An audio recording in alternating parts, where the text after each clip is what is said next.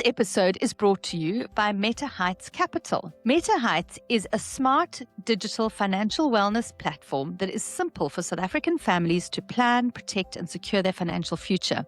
So whether you are expecting your first baby, navigating the early years of parenthood, or parent to a teen, Meta Heights Capital gives you the tools and expert guidance to make confident financial decisions at every stage of your family's journey. I am absolutely delighted to have the expert with me today, Lerato Mahasha. Most parents think about legacy in terms of a will, something that you're going to sort out one day when things are a little more settled and you're a little bit more financially stable. But financial planner Lerato Mahasha works with a different idea, and she calls it the dual legacy. A legacy that is both financial, but also deeply human. And in this episode, we're going to cover the practical foundations that every parent and family needs, and often the conversations that people are avoiding, and also surprising ways to start building a legacy. So I'm really, really excited for this episode because I think when you become a parent, the one thing that is top of mind is, how do I take care of my child financially? How do I get them the best education?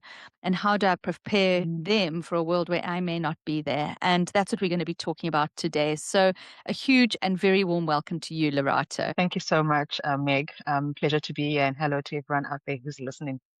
Excellent. So most parents do think about legacy in terms of money. That's what we think about. We think about what are we going to leave behind in our will, basically. But you work with this very different concept called the dual legacy. Can you tell us a little bit more about that? And what are these two legs of this dual part of the legacy? Yeah, of course, absolutely. Legacy is not just a single idea. In sort of how I incorporate it in terms of my financial planning practice, it has two legs. The first leg being what we all traditionally know it to be, which is your financial legacy. So that's looking at any of your assets, any trusts, any life policies, any properties, or anything really that has, by its nature, has a legal structure to it. So it's really what you leave behind for your children. The second then is the values legacy. I think we all are familiar with it, but we don't necessarily think of it as a part of a legacy discussion. So this is really the stories, the work ethic, the generosity, the resilience that you model in your children every day. And therefore, it's more of who you leave behind at the end of it all. So most families, I feel, over-index on financial legacy, and they really pay much less attention to what is um, the values legacy. I think sometimes parents assume that values are caught and they are not taught, which then becomes a very dangerous assumption to make. Because as we're actually providing for our children, we forget to prepare them. We shield them from any money conversations that we're having. We don't actually explain financial decisions that we make, especially as they grow up and they become a bit more mature to them. And then suddenly we become surprised when, they've inherited wealth and that wealth sort of vanishes within a generation.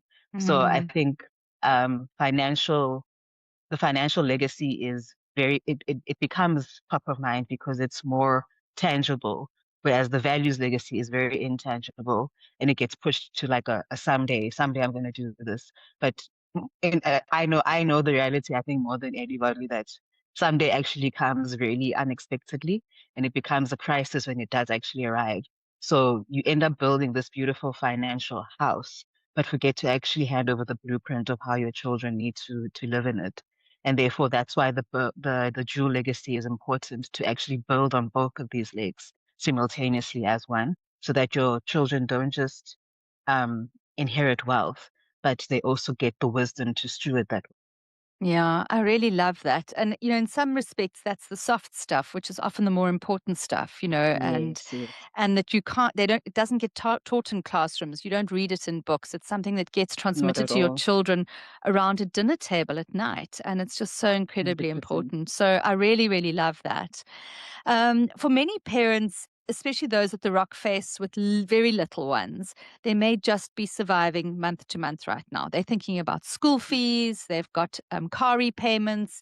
They have got debt on credit cards, and everything is just disappearing very, very quickly. To those parents, what is the very first financial habit or structure that they need to put in place that will start to build a legacy and start to build their wealth over time? Hmm. I think a very important question. Um, Again, not really a singular approach to it. I think there is a hierarchy to it. The very first leg I would always sort of suggest or recommend is looking at any toxic debt that you might have. When we say toxic debt, what we are referring to is credit cards, store cards, any high interest personal loans. And why we want to target those is that most certainly, those actually have a high interest rate, and that high interest rate, in most cases, is going to beat any returns that you're going to get from the market. So actually, the best investment that you're going to make from from the onset is actually killing off any of those of that toxic debt. Mm. Next, you want to automate protection and then build sort of like an emergency fund. And I'll break that down shortly. And then thereafter, you sort of like the third pillar of it becomes you want to split your focus between retirement for you and investing for it towards education for them. So when I refer to automating your protection before you automate your savings, really what it is, it's sort of like an oxygen mask, if I can sort of describe it that way in layman's terms. You are your most important income generating asset. So you actually want to be able to protect that skill set as a parent. And what that means is basically making sure that you have a basic income protector and some basic life cover to an essence. So you always want to just make sure that that is sort of in place. And then you want to look at sort of like a structure where you have a emergency fund. Again, when you're new to something, don't go full on into it unless you can really afford it. Sometimes it just means sort of starting with 1 month of emergency savings. But what we do prescribe is at least 3 to 6 months. And specifically from COVID years, life got a bit hectic for all of us. I think we experienced a lot of trauma. If you can, you actually want to stretch that out to a year's worth of expenses, especially if you have a bigger family and you need to provide for them. Um, so yeah, I think that's really what we then talk about when we're talking about then automating into your savings and into your investment. I also think that when you look at your investments, you also want to put them aside and make sure that they are in an account that is accessible, but not an account that you can just dip into, to really renovate your kitchen or something like that. So again, I sort of call it for, a fire extinguisher principle. You you hope you never have to use this, but you want to know where the fire extinguisher is in the event that emergency actually does occur. And then a basic will and guardianship needs to be named. And I think those are then the foundations of the hierarchy that I then mentioned in the beginning to build out a good foundation. Amazing. You really do articulate this so well. One of the things that I often think about is, you've got that whole kind of golden goose scenario, where we are the golden geese and, we have to take care of our children. And if we're not Yes, okay, then our kids really aren't going to be okay. So, early 100%. on in our lives, we're thinking about putting money into an education fund versus putting in money into a retirement fund. Now, obviously, if we've got our retirement fund, then we're not going to be dependent on our children. But if we don't give them education, Mm, then they're not going to be able to kind of generate money for themselves. So, what do mm. you recommend in terms of if a parent's having to make a choice, which one do we prioritize? It's very, very strategic that you need to prioritize both, but you do need to obviously prioritize the retirement aspect of it. I always tell parents you can get a student loan to fund an education, but there's no such thing as a retirement loan. Um, and also, I mean, at that point in your life, you don't want to be going into debt of that kind to actually have to fund your living expenses. So, yeah, basically, if you underfund your retirement to fund a private education, you're going to actually end up being a burden on your children for those 30 plus years that you actually need to live through your retirement years. And you don't want to, and I think the best investment you can make for your children is to be financially independent and allow them to actually be able to become the adults and sort of start their own path into financial independency rather than having to look after you. So yeah, by and large, definitely retirement first. And then with what's left, we then need to see how we can then allocate that into an education plan or investing of some sort for them. Very interesting.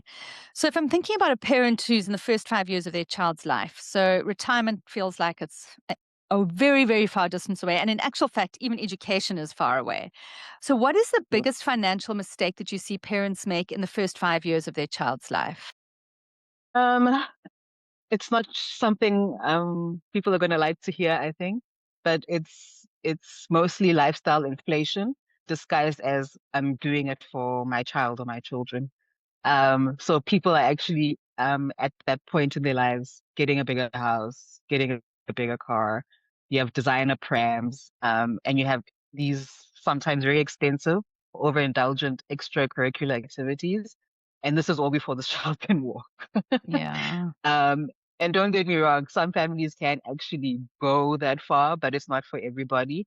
So you always really just need to be a bit more wise about it.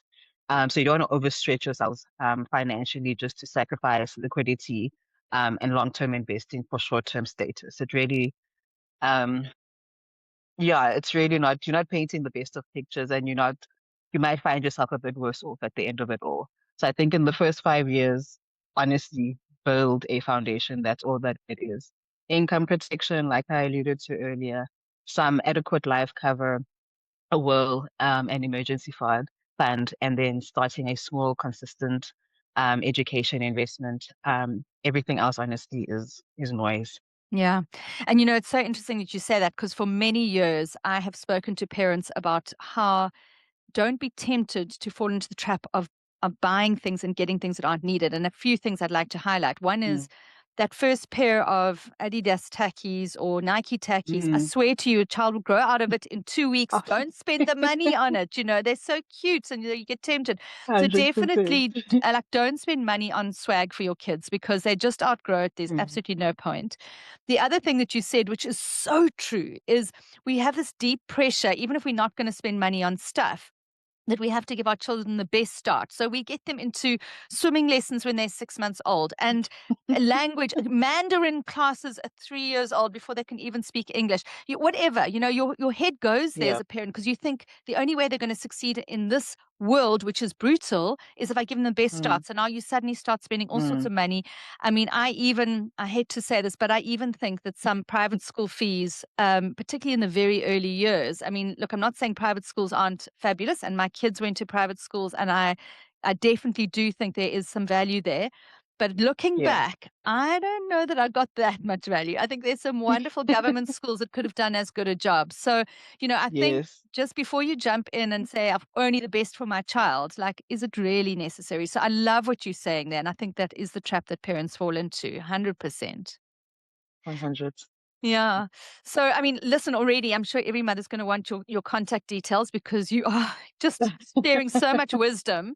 But we've got some more time, and I want to ask you about wills. And this is something that we often don't talk about. Although I must say, for my husband and I, and for my sisters, and all my sister in laws and brother in laws, we've been very fastidious on this one piece because we've wanted to make Yeah. sure that we do leave our kids if if something happened to us, particularly while we were traveling, we leave our children with a plan.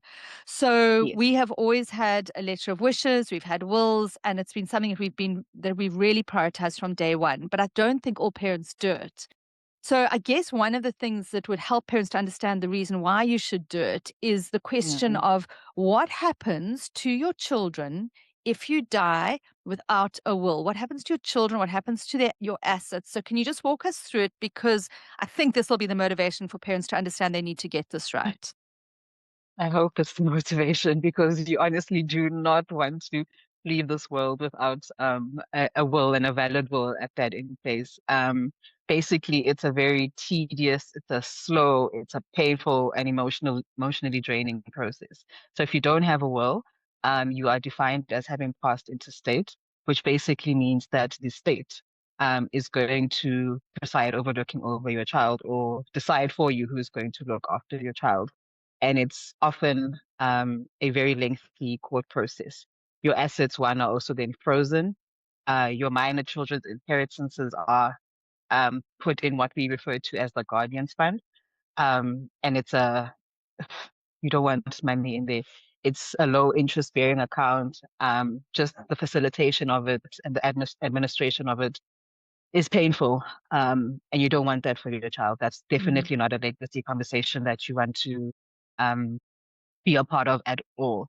And I think the worst part is that you have no say in it. This magistrate that's going to decide for you does not know you. They don't know the principles or values that you strongly abide by. And they're just going to make a decision, or you might end up with family members who if they know how much, is in this pot, they're going to be the ones who are just pulling each other apart just to sort of make sure that they're the ones who actually get guardianship of your child. But it's basically you've lost all control and you do not want. Mm. Yeah, no, it's terrifying. Mm, I mean, it just, and it's interesting, Lerato. My daughter is now got getting into a mm, relationship that will probably result in marriage, and they've decided to buy a property together. And my husband, who is also a financial mm, planner, his first thing he said, "You guys are not married. You guys need a will immediately. Like you do not enter into yeah, any type of commitment that is this large, either having a child or having a house, without having a mm. will." And so, yeah, very good advice. Do you? I mean, out of interest, as part of your service that you provide for your clients, do you actually do wills? We do have a fiduciary offering. So wills and any trust estate planning, definitely we can assist you with that. Yeah, that's excellent. Another very contentious thing that we had to deal with was actually choosing a guardian. And of course, what does happen often in a marriage is that I think that my sister would potentially be the very best person, and my husband thinks potentially his brother would be the very best person. And so it becomes a tussle. And I mean, to be honest with you, we never really tussled because for us it became quite obvious around where they were living, who they were Mm, married to, whether or not they connected with our children. So mm. we for us it wasn't actually a big contentious point.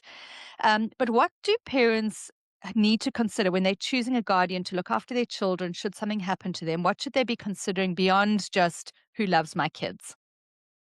Sure. Um, Love is always necessary. Let's put it out there. And I think you said very valid things. We've actually sort of answered the question, but love is not sufficient, unfortunately. I think you always need to ask yourselves, jointly as a couple, whoever I am going to name, are these people that share my values? You alluded to that. Mm, Are these people who are financially stable to be able to absorb a child or children into their home dynamic now? Or am I actually now creating a burden for them, which by extension, I'm creating a burden for my child?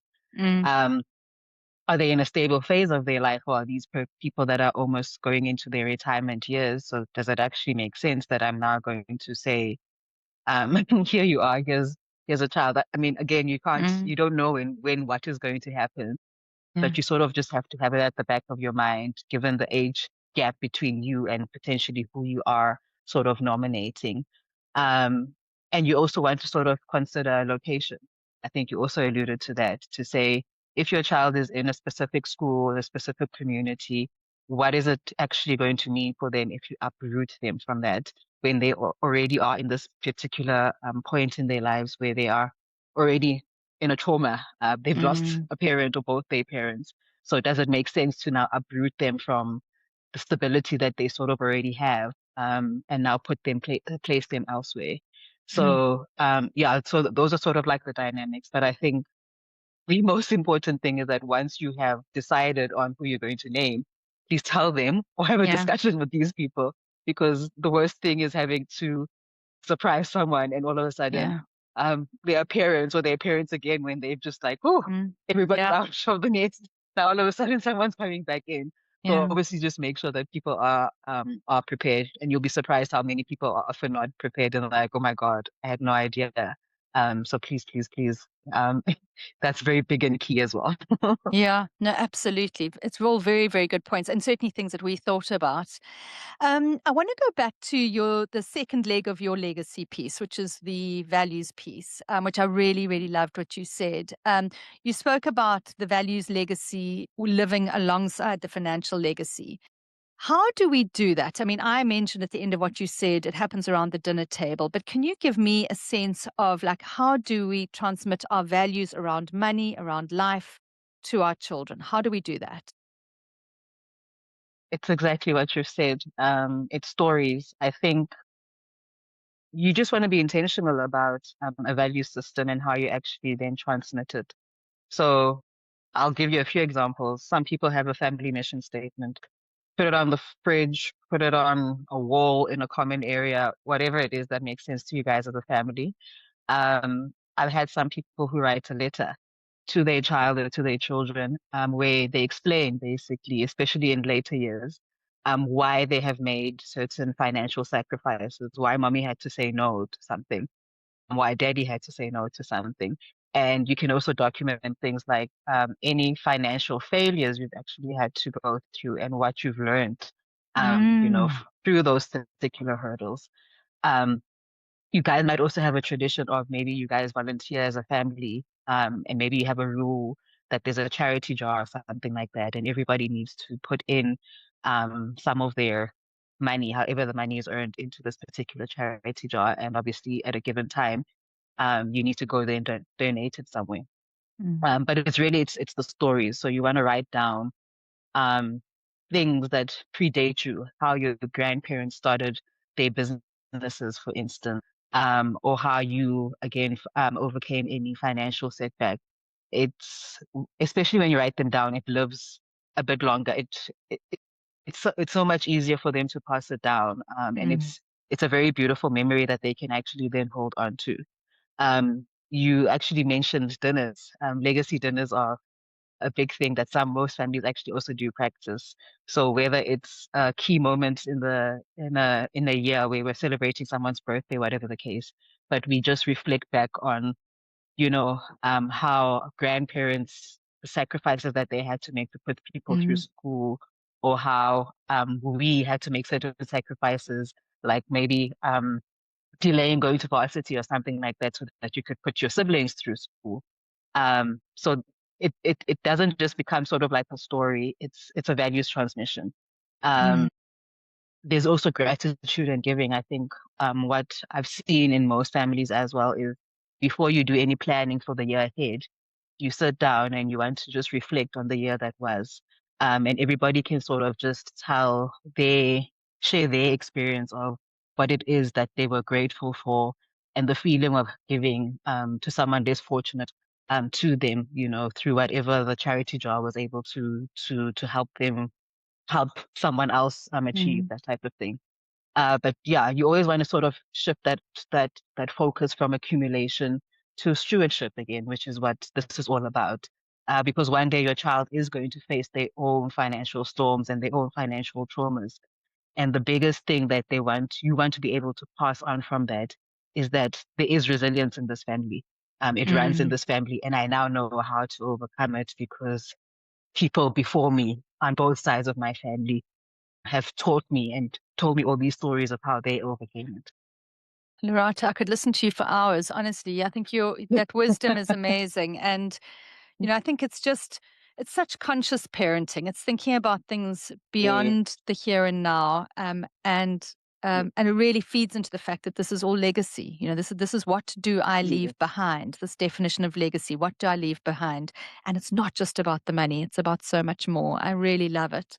Mm. So we've come to the end, and I have absolutely loved our conversation. So I'm going to ask you one last question. If there's a parent who's listening to this and they want to do just one thing this week to improve their family's financial or legacy planning, what would that one thing be? Sure. Again, it's the will. I think, top of mind, that is the single most important document you will ever have.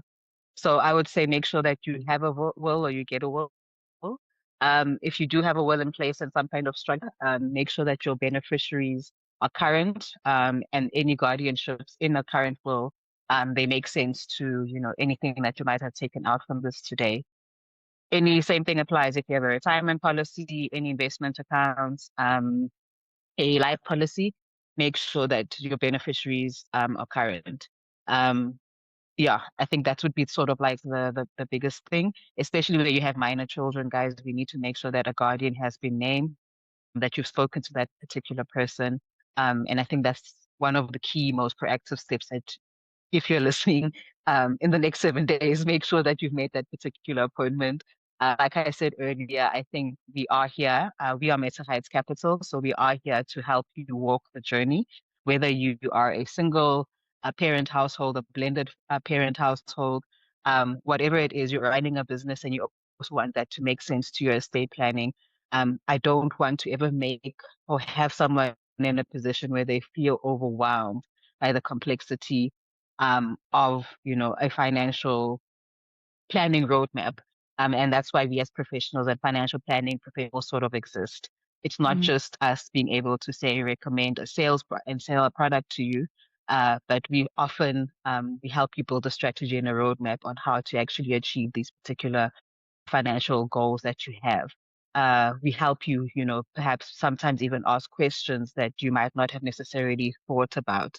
mm, And the cost of professional advice is, in more ways than one, often less than the cost of a mistake of doing something that um, you didn't know you're mm, making, or making a mistake that you didn't know that you were making. And I yeah. think it's also very beautiful for watching families. I think in my experience, I've been doing this for quite some time, being able to watch parents and watch families move from a space of fear to confidence, especially when it comes to their wealth, their wealth journey. I think it's important that we help parents to realize that there doesn't need to be R1 million in the bank account when you pass away, for you to leave a meaningful legacy, Mm, for your children. There's always has to be a point where your mind shifts and you need to decide that you are actually just building this little cultural village for yourself. It's just about you and your family, and mm, what is it that makes you guys unique in your DNA as a family. So there shouldn't be we're comparing ourselves to the Kardashians or something yeah. ridiculous. In a perfect world, sure, but we live in this world, unfortunately. So make sure that you guys are just very intentional about that culture of who you are as a family and what you want to be able to take away.